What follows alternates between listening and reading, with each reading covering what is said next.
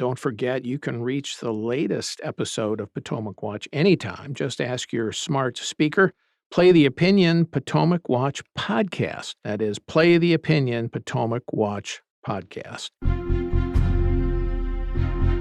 From the opinion pages of the Wall Street Journal, this is Potomac Watch. Welcome back. I'm Paul Gigot with Kim Strassel and Kyle Peterson, and we're talking about Robert Menendez, the Democratic senator from New Jersey who was indicted on Friday on corruption charges. He has stated his innocence, and he said he will fight those charges in court and stay in office. He has resigned from the Foreign Relations Committee chairmanship, but is staying in office. Of course, legal sanction, not the only one. You can be defeated for reelection if you run. He is up in 2024. Andy Kim, a Democratic member of Congress from New Jersey, has already said he's going to run against in a primary Senator Menendez. And a Republican member of the delegation from New Jersey, Jeff Van Drew, said he is mulling a race against Menendez. That, of course, would be in a general election if Menendez would emerge from the primary. Kyle, you're a New Jersey resident. I have a theory that one of the reasons that Phil Murphy and these guys have come out so strongly against Menendez is not only that this is the second go around, and not only because of the facts of the indictment, but because there's an election coming up here for the state legislature in November. It's now September.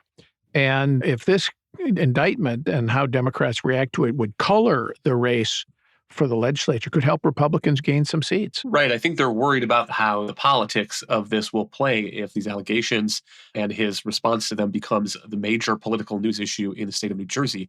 And it's a blue state, a very blue state, but there have obviously been moments when Republicans can break through. Chris Christie was governor for 8 years, and people forget, I think, the 2021 New Jersey gubernatorial race, which was much closer than I think most analysts expected. Jack Ciattarelli, the Republican nominee, got 48% of the vote to 51% for Phil Murphy. So there are moments when Republicans can break through in a state like New Jersey, especially when there's some sort of major scandal like this. And that is why I think they are concerned about it. But I think that that's the real recourse for people who look at the indictment and they look at Bob Menendez and they say, what is the recourse? I think it's to the voters, particularly in these one-party states. You have solid Democratic control. You have a Menendez machine. He's been in office for long time. And I think that the real answer here, especially if we get to a point where a judge or someone throws out these charges as not meeting an official act or not meeting the bribery statute, or we get a hung jury again, I think send it to the voters. Yep. And Menendez, of course, faces real peril. Jail time if he's convicted. And so, he has every incentive to fight here. And all he needs is one juror.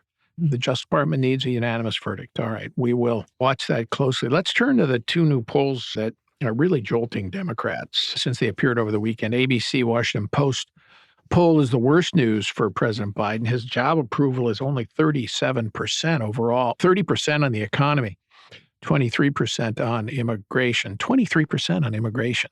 That's down to friends and family. Head-to-head with Donald Trump, he's 51-42. Head-to-head behind Donald Trump. Four-time indicted Donald Trump, he's losing by 9 points. Now, the argument is, and even the Washington Post says this, kind of downplaying their own product, that it's something of an outlier poll, which is true enough. Most of the polls show this, the head-to-head with Donald Trump close.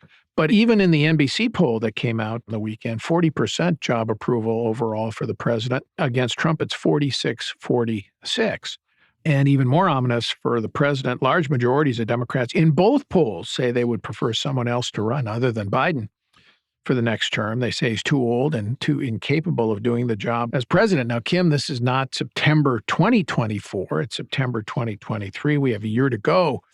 But moment of truth is approaching for Democrats, whether or not there's going to be an alternative to President Biden and whether or not President Biden will have second thoughts himself about running. Yeah, this is just a couple of really ugly polls. And because quite aside from that top line number that you mentioned, Paul, the head-to-head matchup between Biden and Trump and the disparate results in those polls, the underlying evidence in both very much matches up. In that NBC poll, 74% voters have major or moderate concerns concerns over Biden's age and mental fitness. 60% have major or minor concerns about President Biden's awareness or involvement in his son Hunter's unsavory business dealings. If you look at those key parts of the Democratic base, he is underwater with young voters, women, Latinos, independents, and every one of those groups is also saying they have lower interest in taking part in this coming election. And yeah, you go through the numbers of the things that people care about the most. 28% satisfaction with the economy. And by the way, that's down from 48% when Joe Biden took office, which was when we were still in the middle of the COVID pandemic. And that's just so 20 points less than the moment that I think many of us felt that it couldn't really get much more disturbing out there. So it shows a big problem. Now, I would note on the other side, in that NBC poll, 62% of voters said they had major or moderate concerns about Trump's multiple trials. And here's the thing about that NBC poll that really jumped out at me. Yes, Trump and Biden are tied in a general election matchup, but it says that Joe Biden would actually lose by 5 points to Nikki Haley if she were the nominee. So just an interesting point is that everyone's focused on whether or not, Donald Trump has a shot at this, but it still raises the enormous question of whether or not the Republicans are saddling themselves with someone that's still a toss-up with this very unpopular president rather than a nominee who might be a sure thing. The answer to that question is yes. They would be doing that. Yes. It's pretty clear that that is the case. It's interesting in the ABC Washington Post poll, his approval rating has popped up from what it was when he left office. The approval of his time as president, the perception of how he did as president, was 48%. Now, where it was in the 30s when he left office after January 6, 2021.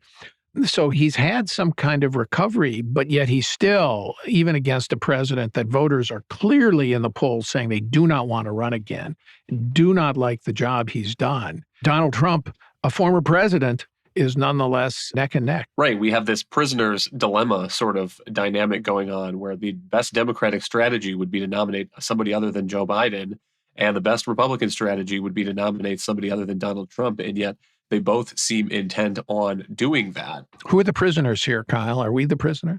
Maybe voters are the prisoners, yes. That's my conclusion, yeah. Two caveats that I would offer here. One is that it's tricky looking at national polls because you don't have a national election. And I think anybody who gets a major party nomination has a pretty decent shot of being elected president of the United States simply because the other guy could have a health scare or have to withdraw for some reason. So there's always a non-zero chance if you're either party's nominee that you're going to be the one that's going to end up sitting in the Oval Office. But we don't have national elections. And so when I see a poll that looks tied head-to-head nationally, I'm thinking to myself, okay, if it's tied nationally, then I think Michigan goes for President Biden. And I think Georgia, maybe that's closer. Pennsylvania, that's looking tough for Republicans if it's a national head-to-head poll. The other thing is that if we get in this situation where we have a Trump versus Biden rematch, we have a group called No Labels that seems intent and serious about nominating another alternative candidate. And we don't know who that is going to be yet, but they've gotten on the ballot in something like a dozen states so far. And this was a recent interesting news from Arizona from the Associated Press. More than 15,000 people in Arizona have registered to join a new political party called No Labels. And that is thousands more than the margin was in 2020 when President Biden won Arizona. And so that's the other thing that's difficult is if you start looking at a head-to-head between Trump and Biden, you have to sort of handicap it by thinking, okay, well, what if you have a No Labels candidate there that's Joe Manchin? Or what if it's Mitt Romney? I mean, how does that break? My conclusion is that these two parties, to nominate a younger person, somebody other than these two candidates who clearly the public has soured on, is going to be better off.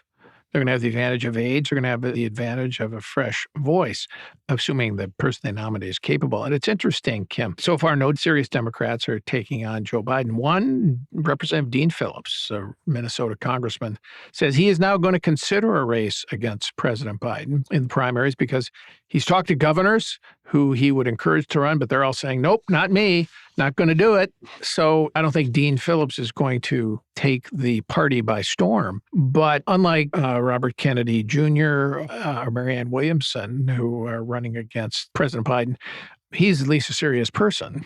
And I think the possibility is, you get to a New Hampshire or something and he could score some points there against the president. But it still ultimately looks like it's going to be up to Joe Biden to decide whether he wants to take the risk of sullying his legacy by being a Democrat who beat Donald Trump once and then lost to him when he ran again. Yeah, I mean, look, Dean Phillips, I agree with you, serious. I don't think he's going to take the party by storm. One other scenario, though, is that simply by his stepping out, especially if he gets some real attention from it, maybe he chips away at this fear and the dam that is keeping other Democrats, maybe higher profile ones with more donors and a better base by which to run such a campaign, keeping them from getting in. Look, that NBC poll we were just talking about, 59% of Democratic voters want to see a primary challenge to Joe Biden. That's astonishing. That's almost 2/3 of Democratic voters want to see somebody do this. This goes back to your political prisoner point. Yes, to a certain extent, voters are being held hostage by a political class in the Democratic Party that is just stepping aside and letting Joe Biden proceed here, even though at great risk to their party. So we'll see. Maybe Dean Phillips motivates people a little bit. But I agree with you. I think one of the problems the White House has, we've talked about this before, is no one also knows what to do. If Joe Biden is to step down, how do you solve a problem like Kamala Harris? Because it's sort of a twofer, right? You either have to be brave enough to go up and confront the president and by extension her in a primary, or if he steps aside, you have to be brave enough to say, yeah, you might have been Veep, but you're not qualified, and challenge her. And I think that's what Democrats fear overall, is a very messy environment in any scenario. Well, if I may, Kim, I think Gavin Newsom's answer to that of how do I challenge Kamala Harris, this is the governor of California, will be right away and full throttle. Mhm. I think he's going to get in. He would get in. And I think you probably see some others get in, like J.B. Pritzker, the governor of Illinois, who could throw in $250 million from his bank account. He actually has the money from his family wealth. So I think you'd see some get in right away, and it'd be a Donnybrook of a primary. On the other hand, when you get to the other side, it might be a better, stronger candidate against the Republicans if the Republicans insist upon nominating Donald Trump. All right, we're going to end it there. Thank you, Kyle. Thank you, Kim. Thank you all for listening. We'll be back tomorrow with more Potomac Watch and the human comedy of our politics. See you tomorrow.